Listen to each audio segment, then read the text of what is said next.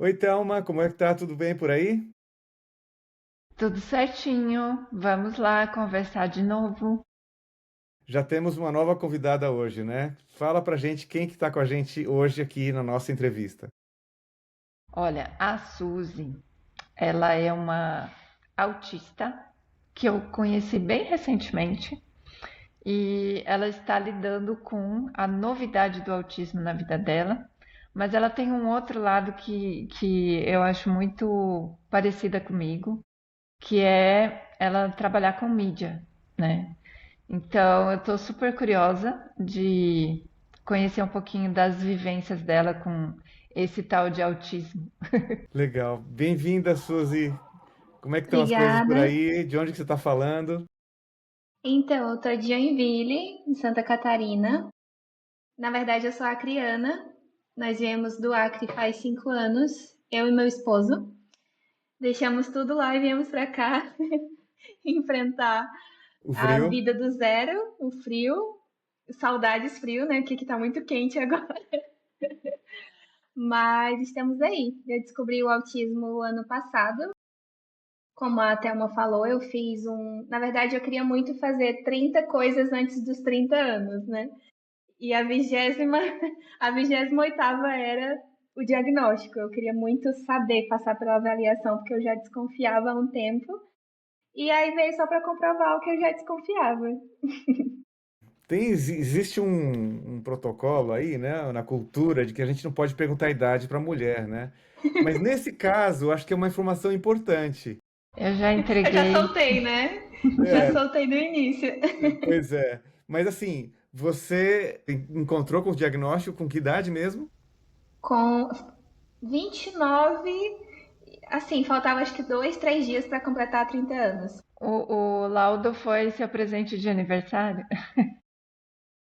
Foi uma surpresa, né? Mas assim, eu costumo dizer que eu ficaria mais surpresa se fosse um TDAH ou coisa que eu não desconfiava já. Eu ficaria surpresa. Mas eu acho que esse momento do diagnóstico, de receber o diagnóstico, é muito único, né? Porque assim, enquanto eu recebi o diagnóstico da neuropsicóloga, parece que a minha vida estava passando assim pelos meus olhos e tudo que eu já tinha vivido. E uma coisa que ela falou que me marcou muito: você descobriu o autismo agora, mas você sempre foi autista. Então muitas coisas vão clarear a partir desse momento e de fato, né? Mas foi bem único o momento, sabe? Porque parece que te alivia muito, mas vem outro peso, que é um peso diferente, né? Do o que vai ser a partir de agora. São muitas coisas acumuladas que eu ainda não sei lidar. E eu tô descobrindo todo dia um pouquinho. Da sua fala anterior, eu tive essa impressão, né, de que você já imaginava que fosse, e aí você Sim, planejou quase que a longo prazo quando que ia chegar o seu momento de ter condições de fazer a investigação, né? sim. O que que despertou para você a suspeita e como foi o seu sentimento quando você começou a suspeitar? Eu sou psicóloga, hoje eu não atuo, faz uns 3, 4 anos que eu não atuo mais, mas na clínica eu sempre atendia crianças. E a demanda de uma criança autista é muito diferente de uma demanda de um adulto autista. Então, você, mesmo sendo psicólogo, você acaba rotulando também determinados comportamentos. Então, você pensa, não, mas autista é muito quieto, é muito na dele, não tem essa facilidade de criar amizades, e aí você começa a criar um próprio diagnóstico do que é o autista, né? Eu passei por dois momentos na minha vida. O primeiro era achar que todo mundo pensava como eu pensava, e quando eu descobri que todo mundo pensava diferente de como eu pensava, eu comecei a achar que alguma coisa de errado existia em mim. Porque eu sempre ouvi muito, nossa, como você é sensível, nossa, que frescura pensar assim, agir dessa forma. Mas o que mais me fez desconfiar de tudo foi o pensamento que não parava. Eu acordava e dormia com um pensamento muito acelerado e eu pensava, isso não é normal, sabe? Eu tenho que buscar ajuda. E eu sempre tive uma rigidez muito forte com mudança de rotina. Eu tenho a minha rotina e a minha rotina me completa. E eu não sei como que é para vocês, assim, né? Mas eu não vivo sem rotina, eu destoo muito. Já que você fez uma pergunta, né? É, é legal, eu acho que a gente fazer alguma comparação.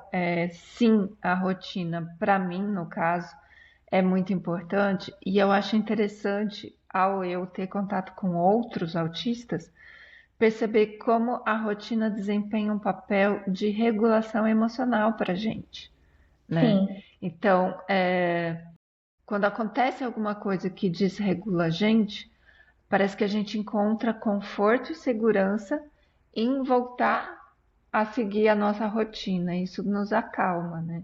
De tão sim. significativa que ela é pra gente. E é um processo demorado, né? Você criar uma rotina, você sair dessa rotina e você voltar novamente para ela. É um processo muito difícil ainda para mim de lidar com isso tudo. Porque quando eu desregulo no social, eu desregulo no saudável, eu desregulo no meu exercício físico, eu desregulo de tudo. E aí vem a seletividade alimentar. E antes eu ficava, nossa, por que que eu sou assim? Nossa, mas fulano, ciclano é diferente, mas volta tudo tão rápido. E é difícil hoje lidar com a demora desse processo de regular de novo, sabe? Complexo, hein? Bem complexo. Nossa. Vamos tentar voltar no tempo um pouquinho, Suzy. Quais eram os Uhum. seus sonhos, né? O que que você, quando você se descobriu gente, né, um ser vivente, eu posso escolher, eu posso viver, eu posso experimentar, né, as suas contemplações nesse mundo de pensamentos, né, que você falou que você pensa muito, né? Eu acho que isso pode ser que começou bem cedo na sua vida. Quais eram esses sonhos que você tinha? Então, eu acho um pouco complicado falar. Eu não sei se vocês são assim. Eu sempre gosto de perguntar para as pessoas: vocês são assim também? Porque parece que existe algo errado. Mas eu não sou aquela pessoa que, nossa, como eu tive uma infância boa e eu queria muito voltar a esse tempo e tudo mais, porque foi muito importante a infância para mim. Mas eu amo ser adulta. Eu amo a parte adulta da minha vida, sabe? Mas só que quando eu era criança, eu sempre lembro de brincar muito sozinha e desenvolver muitas das brincadeiras sozinha. E eu gostava muito de ler, e até hoje eu gosto muito de ler. Então eu lembro muito de ir até a minha tia, visitar ela, e ela tinha uma biblioteca, porque ela era professora, e aquilo me encantava, sabe? As histórias e tudo mais. E eu sempre tive facilidade de criar histórias. E é engraçado que hoje é o que eu mais faço. Eu crio roteiros para gravação de vídeo. Então, como que o passado encontra o presente, né? Você tinha sonhos, expectativas para a vida e gostava de brincar, ler e criar coisas, mas eu imagino que você teve dificuldades, né? Em que momento, então, você começou a se deparar com essas dificuldades que hoje são explicadas pelo diagnóstico? Infelizmente, eu tenho facilidade de lembrar de coisas muito ruins que me fazem hoje criar essa relação, trazer para o autismo, entender, nossa, desde essa época já era perceptível, né? Mas eu lembro que eu tinha muita ansiedade quando eu era pequenininha mesmo, criança. E eu lembro que eu machucava muito a minha bochecha e a minha língua. Eu mordia assim pra. E sangrava, sabe? Eu lembro que as páginas dos meus cadernos de quando eu era criança tinham essas manchas de sangue, de tanto que eu forçava. E aí eu lembro que a professora muitas vezes perguntava e eu ficava com vergonha de falar porque eu não sabia o porquê daquilo. Eu não sabia o porquê que eu me lesionava. Mas hoje eu entendo que era para aliviar essa tensão que eu tinha. Eu sempre tive dificuldade de ter amiguinhas, então eu passei a infância inteira com uma única amiga. E quando essa amiga se distanciou, acabou meu mundo, porque eu não tinha mais alguém, sabe? De estar comigo, de brincar e tudo mais. E eu lembro dessa época, dessa dificuldade, a seletividade também. Eu lembro de algumas falas, né, dos meus irmãos dizendo: mas tu sempre deixa um pouquinho no prato, mas tem que comer muito, tem que comer tudo. E essa dificuldade com cores também. Até hoje eu tenho seletividade com cores de alimento, né? Nós começamos a selecionar isso aqui existe, isso aqui não. E aí faz muito sentido para mim. Para as outras pessoas não. Mas Explica melhor um pouco a questão de cores. Ou seja, de você não cores. gostava certo, de certos alimentos com certas cores? Isso, e até hoje, assim, porque eu como cores que existem. Então, quando eu vejo alguma coisa que é colorida artificialmente, eu penso, não existe isso aqui é de mentira. Então, um bolo azul foi colorido artificialmente na minha cabeça. Não, não dá para comer porque é de mentira isso aqui. Bom, isso é Se uma for coisa boa, né? marrom, se for marrom é chocolate, porque o chocolate existe no mundo real. O azul não, o que que é azul? É Aham. corante, sabe? Então eu tinha essas associações quando eu era criança, mas era tudo muito disperso, porque eram coisas que passavam na minha cabeça. E para aquela época também, né, ali em 97, 98, quem que falava sobre autismo, Uhum. né? Mas foi nesses pontos que eu comecei a identificar e hoje eu percebo que sim, já eram sinais bem claros. Fala um pouquinho de superações, né? E o apesar das dificuldades do passado, ou se tem alguma outra coisa que aconteceu que te marcou e que deixou muito claro a questão do autismo, da neurodivergência, e como você começou a superar e lidar com essas coisas para poder tocar a vida para frente. Entrar na faculdade de psicologia me trouxe muita clareza da importância da terapia. Por mais que eu não atue hoje na área, eu sempre falo que eu precisava da psicologia para me curar em muitas coisas. E uma delas foi isso. Ok que aconteceu isso no passado, mas você é uma pessoa que pode fazer diferente. E aí você não é mais aquela criança inofensiva e passiva. Você é uma pessoa que pode fazer diferente, você tem uma vida diferente, você está construindo uma família diferente, né? E foi um processo, assim, já faz mais de 9 anos que eu faço terapia. E revisitar essa infância dói, mas é necessário. Você tem que revisitar esse lugar, né? Mas hoje eu entendo que muito do que eu trouxe de lá, a rigidez, o perfeccionismo, essa cobrança que muitas vezes é dolorosa, Sim. ela também não é de todo negativo. A gente começa a se atentar mais nos nossos trabalhos. Hoje isso me dá mais atenção naquilo que eu preciso fazer para outras pessoas também. Entender mais, sabe? Eu acho que todo autista, todo neurodivergente, o TDAH passou por isso, mas é além disso.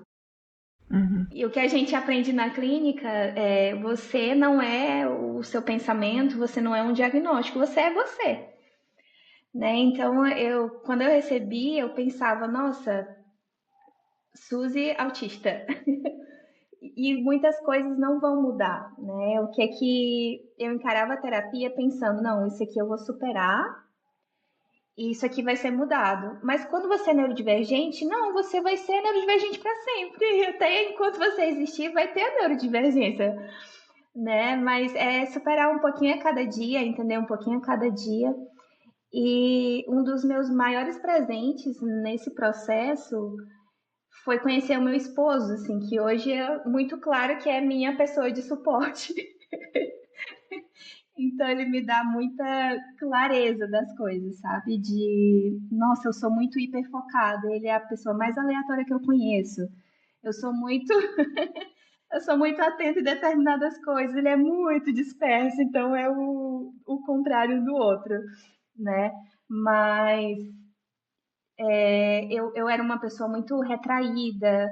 A igreja também me ajudou muito vai lá na frente, vai falar alguma coisa, vamos trazer a mensagem hoje, ó, você que vai liderar tal coisa. Então eu fui começando a entender mais do comportamento do outro. E aí eu acho que com certeza vocês já devem ter ouvido assim, mas você é TDAH, mas você faz isso. Ah, mas você é autista, mas você fala, mas você lida bem com certas coisas, né? E aí, de novo, o rotular, né? Você consegue identificar em que ponto dessas suas descobertas, eu não sei se já estava incluindo as suas descobertas sobre autismo ou as suas suspeitas sobre autismo? E a partir de que momento você se entende gostando e se interessando por mídia, por comunicação, isso você, a partir de qual momento você identifica que isso pudesse ter a ver com o autismo? Eu formei em psicologia e eu voltei para minha cidade. Só que eu passei por aquela parte de portas fechadas para minha profissão, então eu tenho que me virar porque tenho contas para pagar. E aí, nessa época, 2017, isso, eu tenho um amigo que é fotógrafo. E eu já tinha feito alguns vídeos, ele já tinha me ajudado, mas eu comecei a auxiliar ele na fotografia. Então eu entendi nessa época a questão de enquadramento, iluminação, qual que é a melhor posição para que a pessoa fique, como que ela tem que se portar na frente da câmera. E tudo aquilo foi me despertando muito interesse. Mas foi só aqui em Santa Catarina, quando nós tivemos que mudar para uma cidade que eu não conhecia ninguém, e eu entrei num quadro depressivo nessa época, isso foi em 2019. Eu estava bem depressiva, com pensamentos muito depressivos também. E aí eu pensei, eu tenho que fazer alguma coisa para sair disso. E aí a única coisa que eu tinha era uma câmera. Eu não tinha tripé, eu não tinha iluminação, não tinha nada. Então eu colocava o tripé. O meu tripé eram caixas e livros amontoados, né? E aí eu comecei a ensinar o que eu sabia, que era psicologia. Então eu comecei a falar de ansiedade, de depressão, de autoestima. E eu não tinha internet em casa. E nessa época, como eu não encontrava trabalho, eu comecei a trabalhar de babá. Eu cuidava de uma criança que morava, acho que uns 30 minutos de onde eu morava. Então, como que era o esquema que acontecia? Eu gravava os vídeos, editava, mas como eu não tinha internet e a casa da criança que eu trabalhava tinha, eu subia os vídeos lá, depois que a criança dormia. Então, depois que ela dormia, eu ia trabalhar, né? Jogava os vídeos nas redes sociais. No outro dia eu voltava para casa, mas eu só ia cuidar da criança 2 dias depois. Então, não tinha noção se tinha alcançado alguém, se alguém tinha comentado, se tinha compartilhado, não sabia de nada. Eu só ia fazendo. Só ia fazendo. E aí voltamos ali para pertinho de Florianópolis. Dei uma pausa na criação. E aí fui trabalhando em outros pontos, nada a ver com a psicologia. Trabalhei em administrativo, na parte de restaurante, mas sempre com o meu coração voltado para, eu tenho que voltar para a internet, eu tenho que voltar, sabe? Então é como se fosse realmente o meu propósito, comunicar alguma coisa. E o que eu ouvia na terapia era: você nasceu para comunicar, você tem uma mensagem para comunicar. Mas eu ficava, meu Deus, mas que mensagem é essa? Porque eu me encontrava totalmente perdida. E foi aí quando tudo começou mesmo. E aí eu vi que eu realmente gostava. E em 2022, vocês veem, desde 2017 que o processo estava acontecendo. E aí, em 2022 eu me especializei em marketing. E aí eu comecei a oferecer consultorias. E aí, em 2024, que foi ano passado, 7 anos depois, eu comecei a trabalhar somente com isso, com consultoria, com criação de conteúdo e criando conteúdo para outras pessoas. Falei muito, né? Super. Não, tá ótimo, super legal, fantástica história, né? Me chama a atenção que realmente você entrou num momento de solidão, né? E assim é a vida da gente, né? Vem um momento de Aham. baixa, assim, aquilo promove, quem sabe, um incômodo, né? Uma situação ruim, e aí a gente começa a procurar motivação e vamos tentar sair disso, e a coisa vai. E Sim. nessas, eu fiquei curioso, né? Você falou do teu esposo, né? Ele. Você enganou ele, assim, no sentido, no bom sentido, não pensa nada errado, não. Você enganou ele porque quando você falou, eu sou autista, ele falou, você me enganou. Por que Fui que você não me, tapeado! por que que você não me disse antes que você era Lelé da Cuca, né? Que você tinha problema mental? Vamos levar para o lado de humor aqui, né? Como é que foi isso? Foi uma surpresa para ele? Ele já desconfiava? Ou você já falou antes de se casar? Ó, eu tenho um problema assim, não bato bem da. Fala aí Então, como é que não, foi. não foi surpresa, porque ele estava acompanhando todo o processo, né? Aham. E aí sempre. Ele é minha pessoa de suporte antes de saber que era uma pessoa de suporte. Sim, super. Porque Aham. eu sempre tive pensamentos que eu entendi que destoavam. Eu pensava, não, isso aqui não é comum pensar assim. E quando eu estava nas crises depressivas, né, que eu tinha com muito mais frequência, assim, de 2020 para 2022 foi um período crítico de crises depressivas. E aí eu lembro que teve um dia que eu sentei com ele e eu falei, eu tô pensando isso, eu não quero mais viver, tá muito difícil e eu preciso da tua ajuda, porque eu não tenho mais ninguém para me ajudar, né? E aí desde isso ele fica, vamos fazer exercício físico, vamos procurar uma terapia para estimular para que eu saia deste lugar de solidão e de angústia, né? E aí, quando eu comecei a desconfiar, é engraçado que eu já desconfiava, mas o algoritmo começou a me entregar várias adultas que fazem conteúdo e que são autistas. E aí, eu penso desse jeito, eu faço desse jeito aqui, mas eu sou desse jeito também. Então, existe uma explicação. E aí foi a minha parte de, meu Deus, como que eu nunca passou pela minha cabeça que eu era autista? Nunca. Porque eu tenho um sobrinho que é autista. Só que eu comecei a notar, depois que as coisas foram clareando, e tudo eu compartilhava muito com meu esposo, né? As coisas foram clareando e eu pensei, tá, assiste aqui esse vídeo, me diz se eu sou parecido com isso aqui, me diz se eu tenho essas características, porque precisa de alguém com um olhar que não Sim, seja o seu sim. também, né? Porque a gente já carrega essa cobrança de achar que tem alguma coisa errada. E aí ele, sim, parece, sim, de fato. E aí, eu sempre tive uma relação muito forte com esse meu sobrinho, mas eu nunca tinha percebido que era por identificação também. Eu me identificava muito, mas eu não percebia essa identificação. Então ele sempre gostou de ficar muito recluso, eu também. Ele sempre gostou de ficar muito na dele, não gosta muito do toque. E eu fui pensando e criando essa relação. E aí, a cada ida a neuro, né, porque são 6 ou 7 idas, né, que são vários testes que você faz, eu voltava e eu dizia assim, cara, eu acho que eu tenho TDAH, porque eu não prestei atenção nisso aqui. Então, eu acho que, não sei se vocês dois já passaram pelo processo de diagnóstico, mas assim, eu chegava em casa e eu pensava, meu Deus, eu sou burra? São perguntas que você vive aquilo, mas você nunca para para pensar. Aham. De tipo, fala todos os continentes. Meu Deus, eu não sei todos os continentes. Quem pintou tal quadro? Gente, eu nunca parei para pensar. E eu sempre chegava e compartilhava, né? E aí eu sempre tive essa certeza. E ele sempre também, eu acho que já foi preparando meio que a mente dele, né? E aí eu cheguei com o diagnóstico, depois que eu chorei, depois do diagnóstico, e ele falou, pronto, já foi, pronto, Fantástico. sabe? E aí ele falou assim, agora você não precisa se justificar para mais ninguém, é você.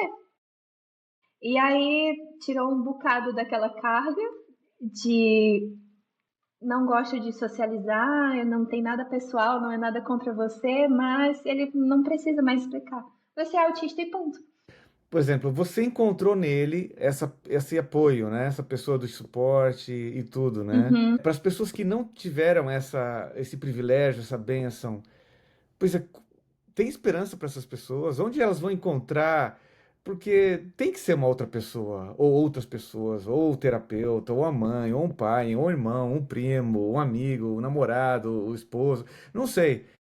O que que você diria para essas pessoas que ainda não encontraram essa pessoa ou esse grupo de suporte para poder superar, né, o diagnóstico ou os sintomas do diagnóstico? Uhum. Eu acho que é muito desafiador. Hoje eu não sei o que seria sem a minha pessoa de apoio, porque ele me ajuda muito a clarear coisas que eu não enxergo, assim. Ele aponta muitas coisas no social. Às vezes ele fala, ele é a pessoa do, você sabia que a baleia cor de tal, ela tem os filhos em tal oceano? E eu, não.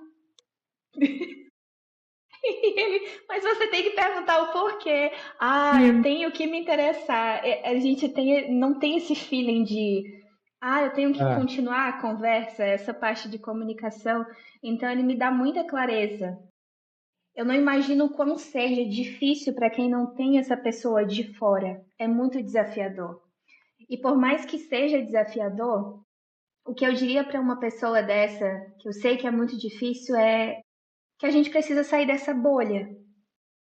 Eu sei que é muito desafiador você sair da bolha de tentar uma nova amizade. Eu passei muito tempo pensando, ah, mas as pessoas que precisam se interessar pela minha amizade, eu também posso me interessar pela amizade das pessoas, né?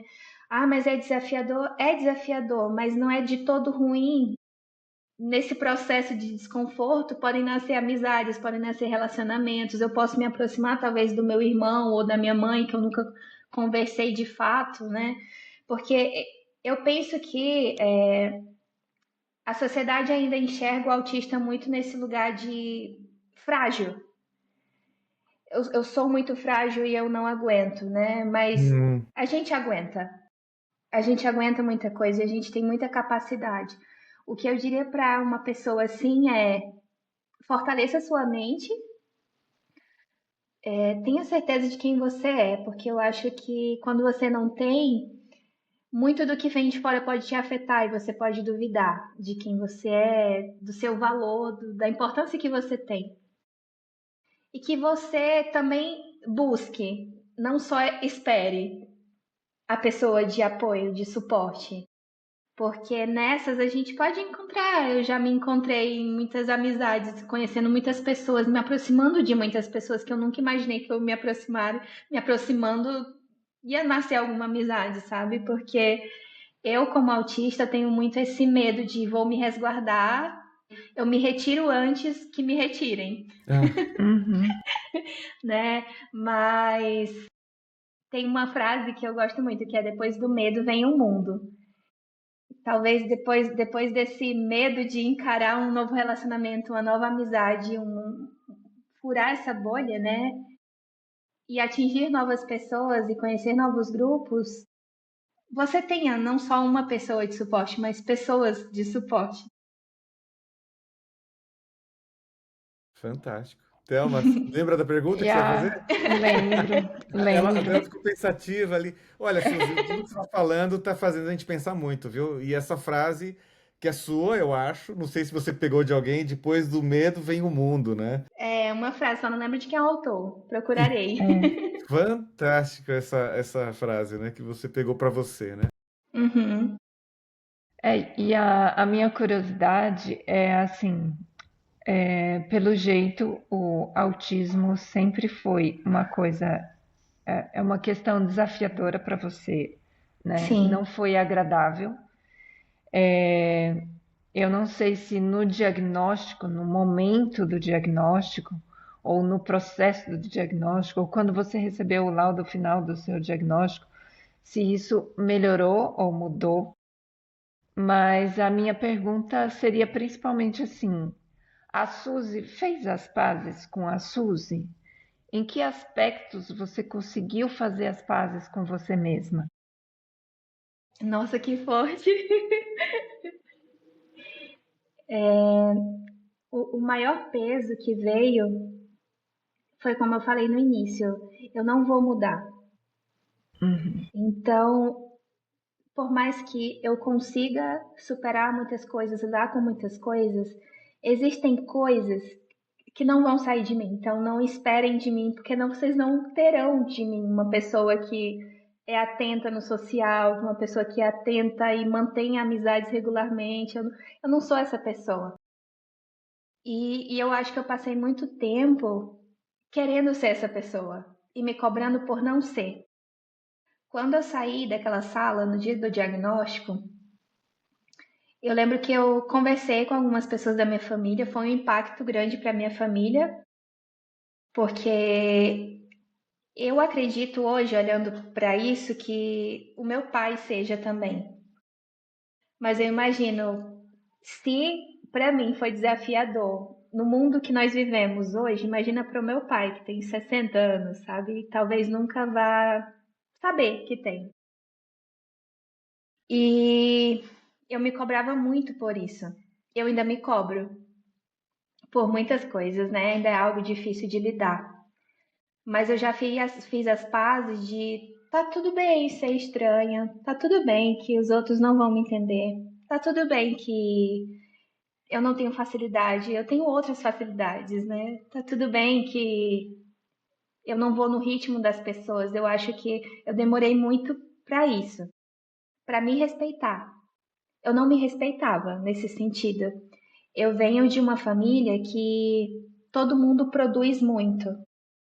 E aí eu cresci, a gente cresce com crenças e com ideias a respeito da gente. Eu sou o que eu produzo. Eu sempre pensei muito disso. Então, se eu paro para descansar, eu tenho um valor menor, porque como assim eu tô cansada, sabe? E eu tenho aprendido não só nesse processo, mas com outras pessoas autistas que também estabelecem esses limites e se respeitam, que eu preciso respeitar, eu preciso me respeitar. Então hoje, palestrar é o que eu mais gosto de fazer, eu dou palestras Ah, também. E aí, esses dias eu estava muito fraca, porque essa fraqueza no corpo é quando muita gente está te vendo, quando tu vê muita gente, e eu não entendia isso. E aí, esses dias uma pessoa falou assim: mas se te deixa assim, por que que você continua? E aí eu disse: porque é o que eu mais gosto de fazer na minha vida, então eu vou fazer, eu vou continuar, né? Então eu acho que hoje eu tenho mais clareza do que eu quero, do que eu sou também, e desse limite. Por exemplo, você gosta de palestrar hoje, mas quando você era criança, ou adolescente, ou jovem, você gostava de falar em público ou isso era era um desafio para Nossa, você? gente, era horrível. Horrível. Eu lembro que eu apresentava trabalho de costas. Eu não queria virar sério? para a turma. Eu não queria olhar para os meus coleguinhas, sabe? Então a professora ficava, Suzy, vira, e eu não queria virar, porque era difícil esse olhar. É muito difícil o olhar do outro para você e você encarar esse outro. Esse olhar de você não sabe, porque você não entende também. Então, se o outro está me olhando, será que ele está me admirando? Será que ele está rindo de mim? Será que ele está me julgando? O que que significa esse olhar do outro? E eu não entendia. Só que as coisas começaram a mudar quando eu comecei a ser jogada lá para frente para fazer as coisas da igreja, que eu falei para vocês no início. Então, lá no passado, eu tive pessoas que insistiram em mim. Ah, Suzy, pega o microfone e fala que alguém vai cantar. Fala que alguém vai pregar. Ou então, conta a historinha pra gente, traz a historinha das crianças pra gente, sabe? E aí, com alguns meses já na igreja, me colocavam para levar a mensagem. E, gente, eu pegava o papel, escrevia tudo que eu ia falar, eu lia o que estava no papel e acabava. E eu dizia assim, Ah, meu Deus! então você não tinha facilidade para falar sem ler. Não, eu anotava tudo no papel, lia tudo que estava no papel, E, estudava o quê? Uns e- 8, 10 minutos? e acabou. E acabou. E aí eu lembro da primeira vez que eu fiz isso, tinha um senhorzinho que passou e disse, mas minha filha, eu acabei de chegar, tu já acabou a mensagem.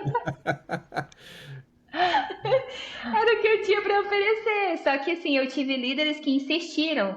E aí, mês que vem, não, tu vai trazer a mensagem de novo. Poxa vida, tu não tá enxergando que é um fracasso isso aqui, por que que tu insiste em me colocar? E aí começaram, e eu comecei a pegar gosto naquilo. Quando eu ficava muito nervosa, um deles ia comigo. Então eu falava metade e ele falava metade, sabe? Nossa, eles foram a porta que eu precisava para me identificar na comunicação, mas se não fosse isso, até hoje eu estava apresentando as coisas de costas. Um parênteses aqui. Thelma, lembra que uma vez a gente conversou sobre os mentores, né? A importância dos mentores. Sim. E, na vida de um autista, na verdade, na vida de qualquer pessoa, né? Eu acho que todas as pessoas neurodivergentes ou não, é, ter essas pessoas que conquistaram alguma coisa na vida têm mentores, né? Mas assim, Sim, você se lembra, Suzy, de algum mentor? Quem que foram essas pessoas que insistiram com você, que acreditaram em você? Hoje, eu acho que essa pessoa-chave é o seu esposo, né? Seu marido. sim. Mas assim, durante a vida você se lembra com gratidão de algumas dessas pessoas? Eu lembro desses dois, que foram meus líderes de clube de desbravador. Eles dois eram meus diretores, né? O Raimundo e o Melo. Eu nunca esqueci. Assim, hoje a gente nem tem mais contato. Mas eles enxergaram o que nem eu enxergava. Talvez o que nem existia, porque, de fato, se eles não tivessem insistido, eu nunca tinha buscado aprender alguma coisa, ou escrever, ou roteirizar alguma coisa, sabe?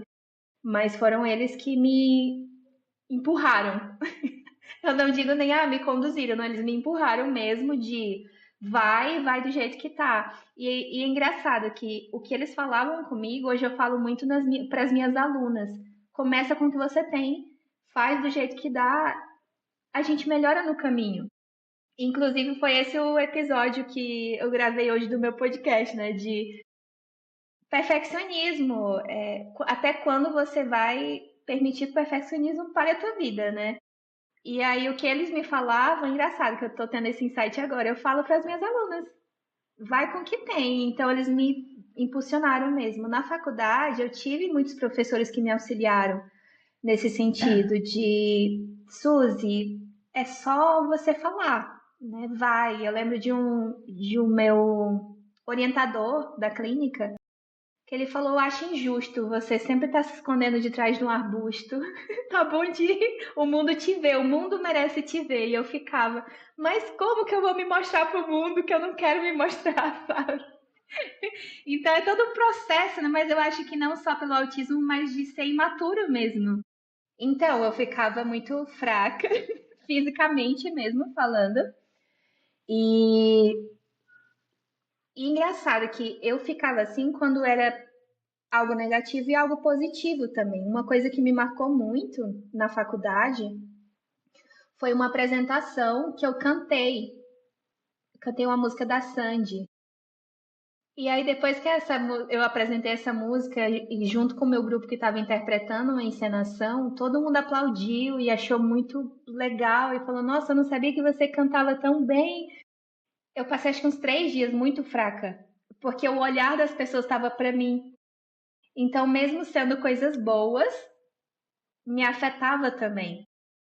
Porque eu, pelo menos como autista, eu sempre fui a que eu quero aparecer, mas assim, não me dá muita atenção, não. Deixa eu aqui, deixa eu fazer minha parte. Quando vem muito elogio, quando vem, nossa, ficou muito bom, quando vem essa parte de estão te olhando e estou te vendo, que me pega, sabe? Fisicamente e mentalmente, me dá muito cansaço. Mas eu sempre tive dificuldade de lidar com errei. Nossa, foi Uhum. vergonhoso, né? Nossa, mas eu deveria ter feito aquilo. Hoje, trabalhando para outras pessoas muito no bastidor, eu vejo as pessoas se cobrando que estão no meu lugar, né? Falando o que eu falo para mim. E aí eu olho, nossa, mas eu nem percebi. Nossa, mas ela falou isso aqui, eu nem me atentei. E aí eu falo para a pessoa, né? E aí foram nessas vivências que eu entendi que sou só eu que coloco lupa nisso aqui. Ninguém tá nem aí, sabe? Todo mundo preocupado com a sua própria vida. E aí, como eu curava o conteúdo também, eu tinha dificuldade de, eu vou gravar na rua, mas tem alguém passando. E aí hoje eu penso, nossa, a pessoa vai virar a esquina, vai esquecer que eu existo, por que que eu tô preocupada com o que a pessoa vai pensar, né? Mas é a custa de muito mico, de muita vergonha que eu passei, de muitos processos que a gente vai começando a perceber essas coisas que vêm com a maturidade, né? Porque eu tenho 30 anos, com licença, Aham. mas que vem com você passar por isso e entender que você sobrevive, não é o fim do mundo.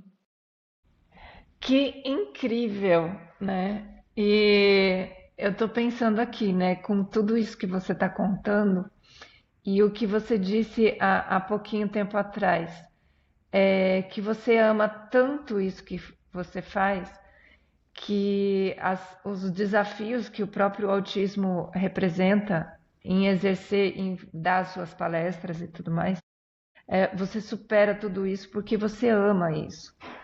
Quando foi, ou o que foi que causou essa virada de chave que te fez amar tanto isso que você faz? Qual é o assunto, qual é o propósito que você encontrou que te faz superar tudo isso e te faz te atirar, porque você sabe provavelmente que está ajudando as pessoas? Tem uma fala que eu nunca esqueci. Eu tava para entrar numa pregação que eu ia fazer, numa mensagem. Eu tava junto com um pastor que era muito experiente, ele já tinha se aposentado e tudo mais. E aí eu olhei para ele e falei assim: eu tô com medo, eu tô nervosa. E aí ele olhou para mim e falou assim: você tem que ter medo e ficar nervosa quando você não sentir mais isso. Que aí você já morreu.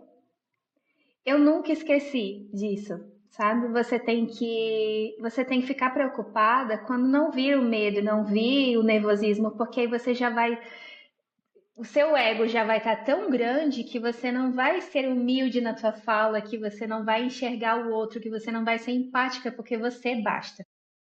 Então, todas as vezes que eu tô para subir para palestrar, que eu tô para começar a dar uma aula, que eu tô para lançar um novo projeto, eu lembro daquela fala que é: tá tudo bem sentir medo e ficar ansiosa. Você tem que sentir medo e ficar ansiosa quando não sentir mais esse frio na barriga.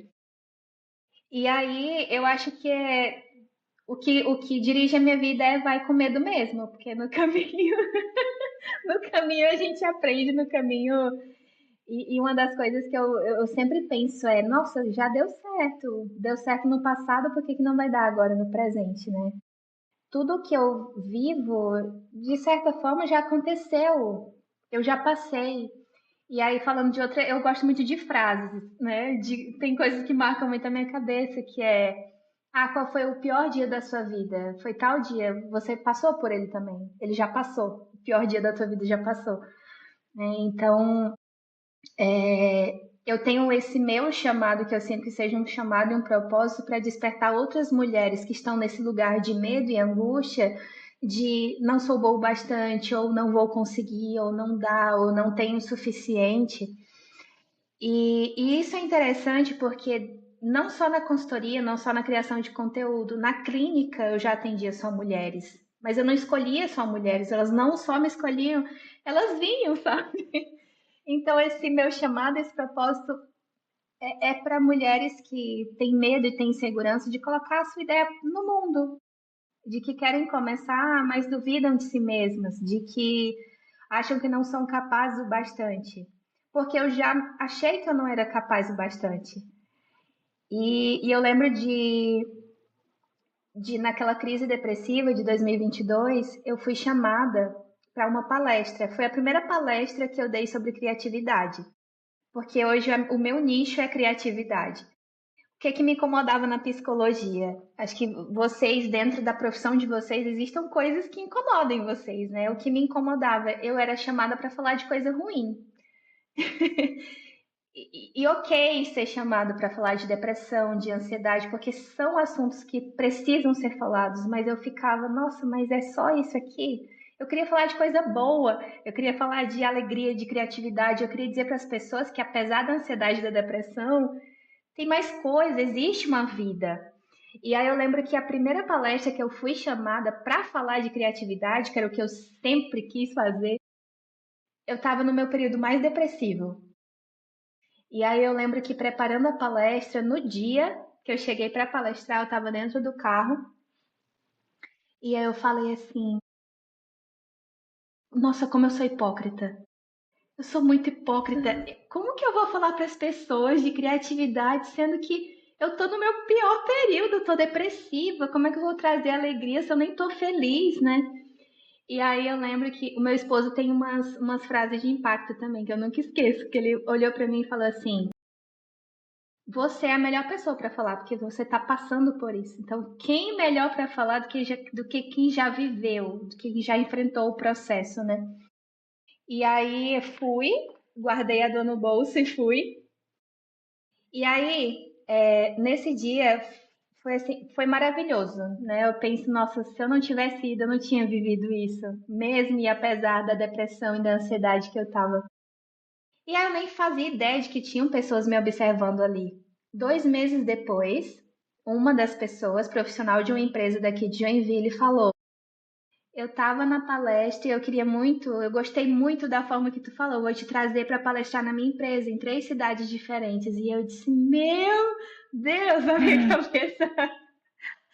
cabeça explodiu assim, porque eu pensei, nossa. No meu pior momento, as pessoas estavam me vendo para uma solução que elas buscam na vida delas, né? E foi a partir daí, assim, as palestras começaram nessa situação, nessa condição que eu estava, sabe? Então, quando eu vejo alguém falando assim, ah, mas eu vou resolver isso aqui antes para começar. Ah, mas ainda não está 100%. Nunca vai estar 100%. Ah, mas eu preciso me sentir pronta. Você nunca vai se sentir pronta. Até hoje eu não me sinto pronta. Vocês também não se sentem prontos 100%. Mas a gente está aqui. A gente está aqui, né? Então eu acho que o meu maior propósito é esse, meu maior chamado é despertar mulheres para que elas enxerguem o valor que elas têm e criem com o que elas já sabem. Vocês estão puxando o lado pro muito, muito feminista aqui. Eu tô na minoria e eu quis. Eu sou minoria aqui nessa entrevista, mas assim, para não ficar sozinho, você pode contar pra gente o nome do seu marido? Tá bom. O nome dele é Eric. Eric. Eric, olha, um abraço para você, Eric. A gente tá junto nessa luta aqui. Não me deixe sozinho. Mas assim, o Eric é o seu mentor hoje, né? E tem Uhum. uma outra figura masculina que eu gostaria de introduzir aqui nessa conversa, né? E é a figura de Deus, o Pai. Onde ele está na sua vida? Onde esse Deus, o Pai, esteve na sua vida? Quando você era criança, se você mordia a bochecha, a língua se machucava, quando você pensou em tirar a sua vida, quando você começou a ter as suas primeiras decepções, e mesmo quando você começou a ter as suas primeiras superações, as suas primeiras vitórias. Quem é esse Deus? Onde está esse Pai? Na, é, ele é presente na tua vida? Provedor. Deus é meu provedor, não só na parte financeira, mas em tudo, no meu apoio emocional, em tudo que eu faço. A gente, não só depois que eu casei, né? Mas eu sempre tive muito o hábito de o que Deus quer que eu faça. Eu sempre tive esse processo de perguntar por que ele acha antes.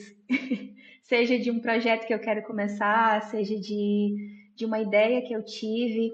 Tem um livro que eu gosto muito, ele está aqui inclusive, estou concluindo ele, que é O Caminho do Artista.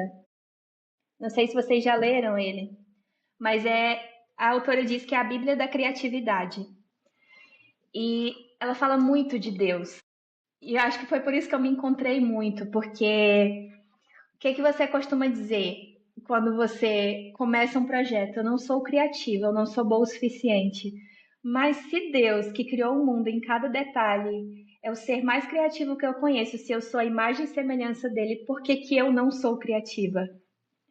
E a autora desse livro, ela fala, nós costumamos colocar os problemas e as coisas que Deus se preocupa como se ele não se preocupasse também com o quadro que eu vou pintar, com a música que eu vou compor, com o texto que eu vou escrever. Então eu sempre vi Deus em cada detalhe desse, sabe? Até dentro da empresa também. Eu tenho uma empresa que chama Desbloqueando. Eu sei que foi ele que me deu o nome da minha empresa, eu sei que é ele que traz os clientes para a empresa. E quando eu quero colocar a minha capacidade no centro, o meu talento no centro, a minha criatividade no centro, eu lembro que tudo vem dele. Se eu sou criativa, a criatividade foi ele que colocou em mim. Se eu tenho clientes, foi ele que me trouxe os clientes. Se eu perco esses clientes, ele traz e ele leva os clientes, ele traz coisas boas, ele também leva para que outras melhores venham. Então eu não me imagino sem essa dependência extrema de Deus para tudo, sabe? Seja escrevendo um simples roteiro que eu falo, Deus, guia as minhas ideias, ou seja, tratando um cliente que fala, nossa, como você é paciente, eu tô sempre errando aqui, você sempre aqui, né, filmando e paciente, Deus que traz a paciência também. Ele que faz a empresa continuar, ele que faz o casamento, os processos, até o autismo mesmo, né? E aí eu sempre nesse processo de não entender, eu ficava, por que que eu sou assim? Por que que eu sou assim? Por que eu, né? E aí eu lembro de em uma das minhas orações ele falar, por que não você? Por que não você de viver isso, de enfrentar esse processo, né? Então Deus, eu acho que vai parecer clichê falar que ele é tudo, né? Então eu sempre olho nesse olhar de Deus provedor. Ele provê tudo, ele provê desde o alimento até as ideias que eu preciso ter, sabe? Então, ai, tu é muito criativa. Não, eu tenho um Deus que é muito criativo, então ele, em sua misericórdia, me dá um pouquinho da criatividade dele, né, para alcançar outras pessoas. Olha, antes de fazer alguma pergunta, eu já tô aqui querendo te desafiar, Tennyson, porque você falou, né, de que a gente está sendo muito, como é que Já é, sei, já feminista, sei. Eu né? cutuquei, agora vem Mas o troco, já sei. não, eu só tenho uma pergunta para você. Cara, Fala essa aí. história da Suzy, tudo que ela tá te falando agora, ela não contagia você? Eu acho que não é só para mulher que serve. Que não tem como não contagiar. Gente, eu tô arrepiada aqui, né, de ver o que que Deus está fazendo com a história dela, com as experiências são vivências desafiadoras, né? Mas que resultado, né? Quantas conclusões incríveis, né? Isso não serve só para mulheres, né, Tennyson? Fala sério. Com certeza, com certeza. Não, eu fiz a brincadeira porque eu acho maravilhoso que vocês duas têm esse desafio no coração. Eu sei que a Thelma tem grupos, né, que ela dá apoio a pessoas com autismo e tem muitas mulheres, né, nesse grupo. E eu acho que tem um grupo só de mulheres também, né, Thelma? A Suzy tá no grupo só das mulheres, ela tá. Vocês têm muita coisa em comum, né? Fiz a brincadeira, né, para incluir, ser inclusivo com os homens, né? Mas é maravilhoso o trabalho que vocês fazem, não tem dúvida. É, se alguém te encontrar hoje, Suzy, você saberia dizer um aspecto positivo do autismo, ou se não for do autismo em geral, do seu autismo? Ai, eu fico dando vontade de chorar falar disso, porque eu acho que é tão importante a gente conversar sobre e você entender o olhar do outro, porque eu, como autista, eu me vi muito nesse lugar de o meu olhar e o meu pensamento talvez não seja tão importante assim. E quando alguém me chama para conversar sobre, eu entendo que essa causa e o que eu sou é importante sim. Talvez não para as pessoas que eu quisesse, mas para as pessoas que são de fato importantes e que esse podcast, esses vídeos vão alcançar, né? Mas o que o autismo me trouxe foi, acho que um coração e olhos sensíveis. Então, por mais que nós tenhamos características que são bem nossas, de mais quietinhas e mais isoladas, né? E ter essa dificuldade, essa limitação social, mas olhos sensíveis. Então, eu tenho uma facilidade muito grande de enxergar quando o outro não está bem, se o outro precisa conversar. E eu acho que acima de tudo, né, esses olhos sensíveis também parecem muito com os olhos de Jesus, que enxergava além. Então, minha ideia não é tão boa, eu vou te provar que é, mas eu não sou tão boa, mas eu vou provar que você é boa sim. Mas eu não sei por onde começar. Eu te dou a mão e a gente vai junto, sabe? Então, eu acho que esse lado humano é muito mais aflorado e muito mais sensível. Eu sempre enxerguei a sensibilidade como algo ruim. Nossa, mas o choro muito fácil e sentir muito e se importar muito. E depois do diagnóstico, eu passei a enxergar o contrário. O que é que essa sensibilidade pode me trazer de bom? O que é que já me trouxe de bom? Né? Então, acho que isso, se eu pudesse escolher uma coisa, que existem diversas coisas que eu gosto, né? Que eu sinto muito orgulho de ser e ter. Mas eu acho que a sensibilidade nos ajuda muito a enxergar o que muitos não enxergam. E só para completar o tamanho da beleza dessa resposta que você está dando, fala para mim, tem quanto tempo que você tem o seu diagnóstico? 4 meses. Uau! É pouco tempo para tanta descoberta, né? É, Mas assim, eu acho que você foi acumulando, né? Eu acho que a Thelma também, né? A gente não precisou do diagnóstico lá atrás para ir é, acumulando essa experiência, né? experiências e processos que a gente enfrentou e venceu sem ao menos saber que éramos autistas, né? E aí eu te pergunto também, por quanto tempo, né, para trás desses 4 meses, você já convivia com a expectativa ou com a suspeita de que você fosse autista? Eu entrei em 2024, desconfiando muito e sabendo que seria o ano do diagnóstico. Foi um ano que eu entrei e eu disse, não, essa parte aqui vai ser guardada, esse valor aqui, porque não é um valor que todo mundo pode pagar. A gente sabe que o diagnóstico e o processo avaliativo é um processo caro. E eu disse, não, eu vou dedicar isso aqui do meu trabalho para o diagnóstico que eu tanto quero receber. Mas quando eu fui na clínica, eu comecei a passar pelos processos, foi muito bom, sabe? Nossa, eu tô cada vez mais perto de saber o que eu já sei, né? E em qual momento desse 1 ano e pouquinho, né, que você está convivendo com essa ideia, você atinou que isso podia ser um chamado ou uma missão? Como eu já tinha isso muito forte do propósito chamado para auxiliar outras pessoas, o autismo só veio a somar, sabe? Eu lembro que para uma pessoa muito querida minha, quando eu falei do diagnóstico, ela falou: Isso só me faz me orgulhar mais de você, porque mesmo sem saber, você superou. Talvez se eu soubesse lá na adolescência, e nesse início da fase adulta que foi tão desafiador, talvez eu olhasse para mim, não, eu não consigo.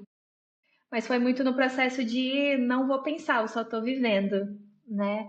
Mas hoje ainda mais. Então, hoje eu não falo tanto disso no meu Instagram. É uma coisa que eu quero muito falar, porque depois que eu comecei a falar e comecei a trazer do processo, e muita gente pergunta, mas o que é que te fez desconfiar de tudo? E aí é muito engraçado que as pessoas na tua rede social começam a desconfiar também. Aí, será que eu sou autista, né? Ó, vale a avaliação, talvez passar por um processo. Então, eu acho que isso só veio a somar mesmo, sabe? Ainda mais para, desculpa, falar de novo de mulheres, mas ainda mais pra... Pode falar, não tem problema nenhum. É Eu- desafiador para a mulher, né, Thelma? O fato Sim. de você calar o seu sentimento, você ter que ser de tal forma para a sociedade, de tal jeito.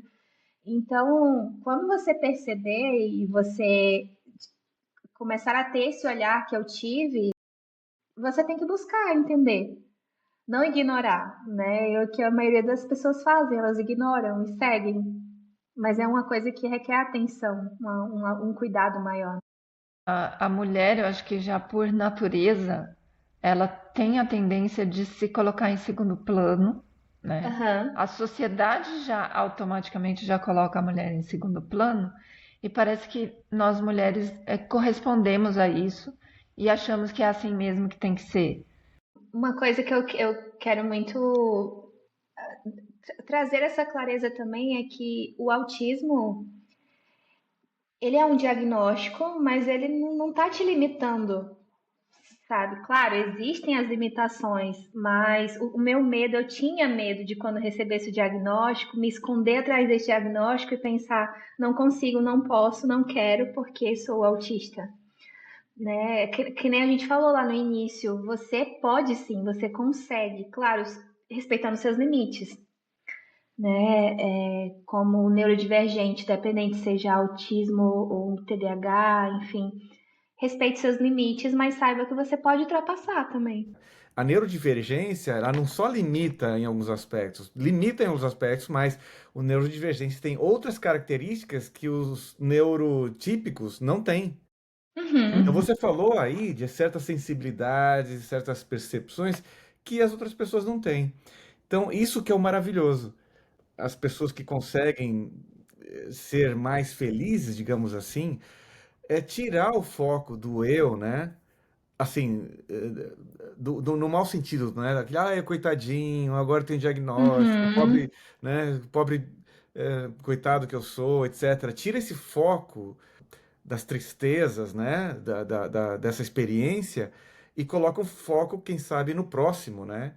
E eu acho que essa mão, né, que a gente encontra dos mentores e de Deus, que acaba tirando a gente desse foco muito fechado na gente mesmo e coloca o foco para fora, né?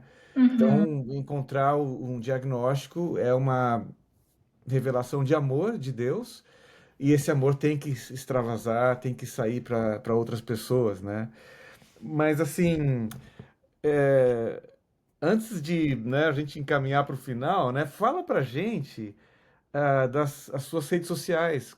Coloca aqui onde as pessoas podem encontrar você, né, assistir o que você está fazendo, o que você está publicando. Fala aí disso aí para gente.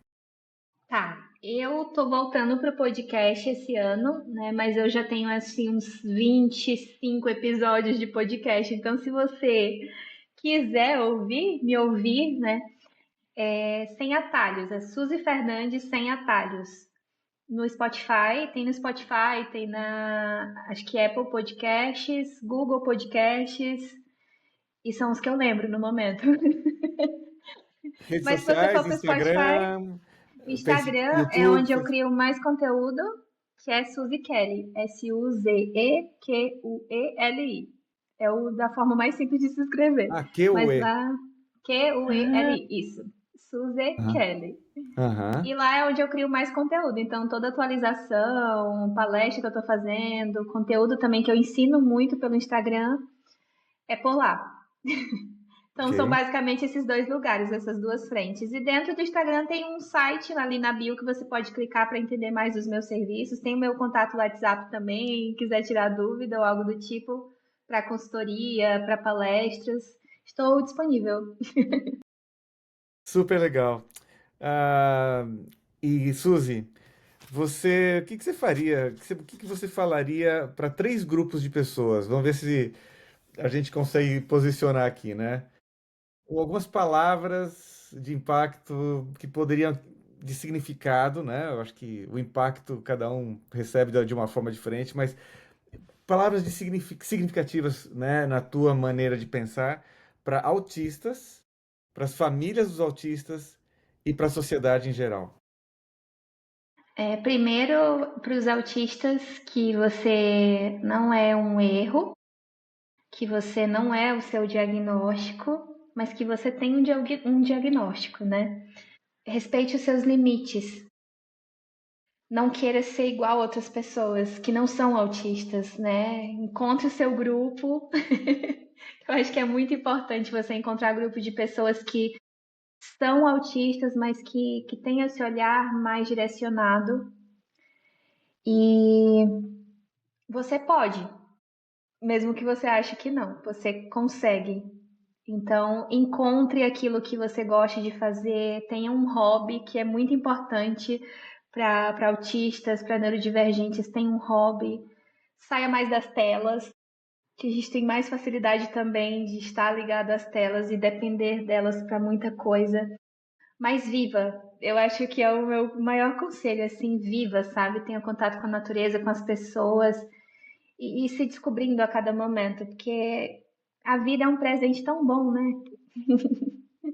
Que apesar de nós termos algumas limitações, de termos as nossas excentricidades, nós somos pessoas, então viva e se descubra a cada dia.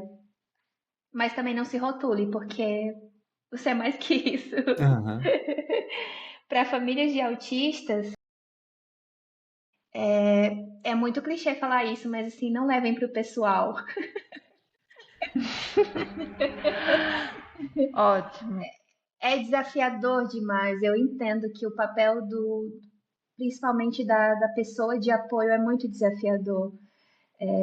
Eu considero o meu casamento um casamento muito feliz, mas eu não tiro os desafios que é para o meu esposo lidar com um autista.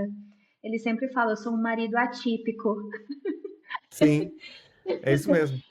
E de fato, assim, é desafiador, sabe? Mas eu diria para as famílias gastarem tempo, investirem o seu tempo conversando. Porque quando você conversa, você entende. E você começa a identificar coisas que não são sobre você, são sobre a pessoa autista. Então, às vezes, né, quando você não está bem, você está muito introspectivo, você está para dentro. E é um processo que você vai enfrentar, você vai passar e você vai voltar, né? Então, respeitar esse tempo do outro também é muito importante. Então, eu diria para as famílias conversarem. Eu acho que isso é o que a gente tem muito pouco.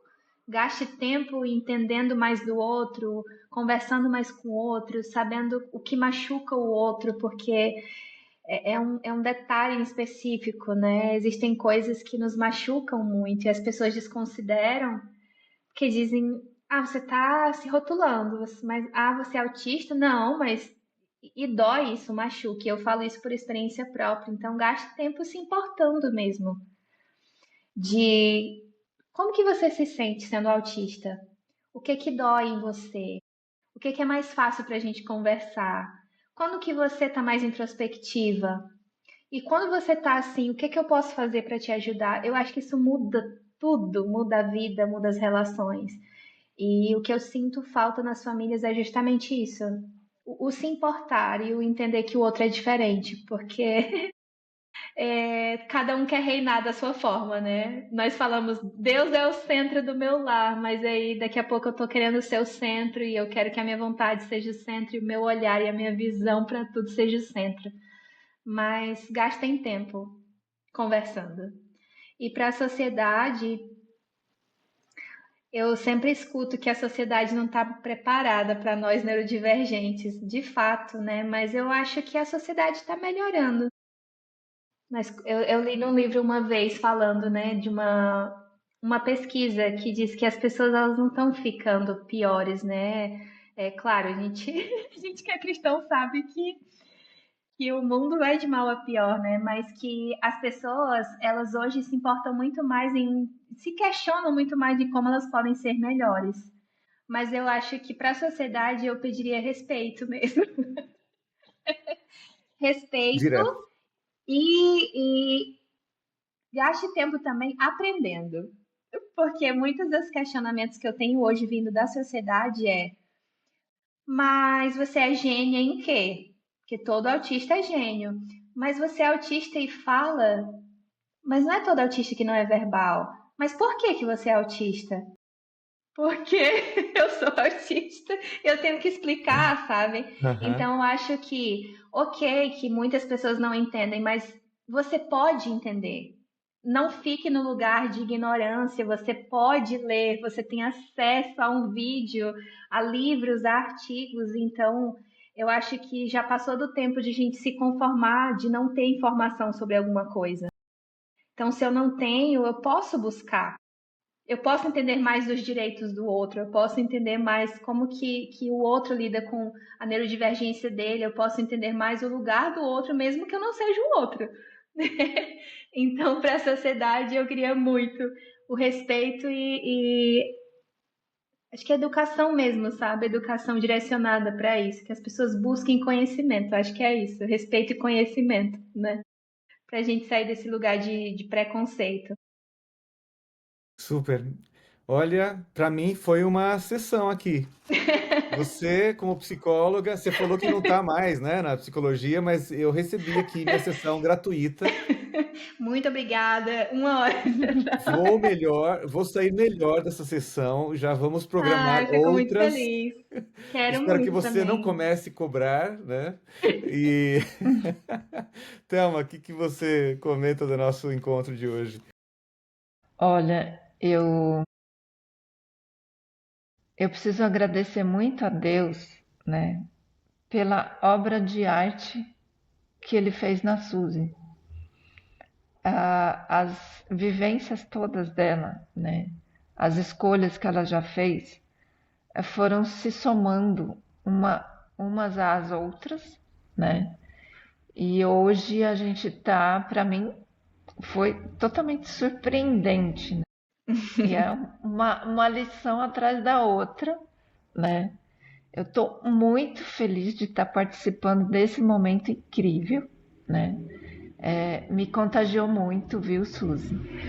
E eu não vejo a hora, né, de que muitas pessoas tenham contato com essas dicas, com essa riqueza de vida, de alegria, de lições profundas sobre a vida, né? Deus é incrível, né? De Ele estar construindo esse testemunho, como é que é? É uma lição de vida que transcende dos seus poros. Na realidade é isso. Suzy, muito obrigado por Eu que você ter agradeço. aceitado o convite, uma inspiração, e desejo que Deus te abençoe muito, que você consiga cada dia conquistar novos horizontes, alcançar novas pessoas. Muita gente, você pode mentorear muitas pessoas e essas pessoas vão ter esse encontro contigo direto e de certa forma, indiretamente, vão ter esse encontro com Deus também. Super bom estar com você hoje aqui. Muito obrigada pelo convite. Muito obrigada pela oportunidade, por vocês me ouvirem também. É difícil ouvir hoje, é difícil encontrar pessoas que ouçam de fato e estejam interessadas no que você quer falar. Então, muito obrigada pela chance de estar aqui falando mais sobre o autismo, de estar aqui falando mais sobre o que Deus fez e ainda vai fazer, né? Não só na minha, mas na vida de cada um. É isso aí. Pessoal, muito obrigado por vocês também estarem assistindo a gente e até o nosso próximo encontro, se Deus quiser.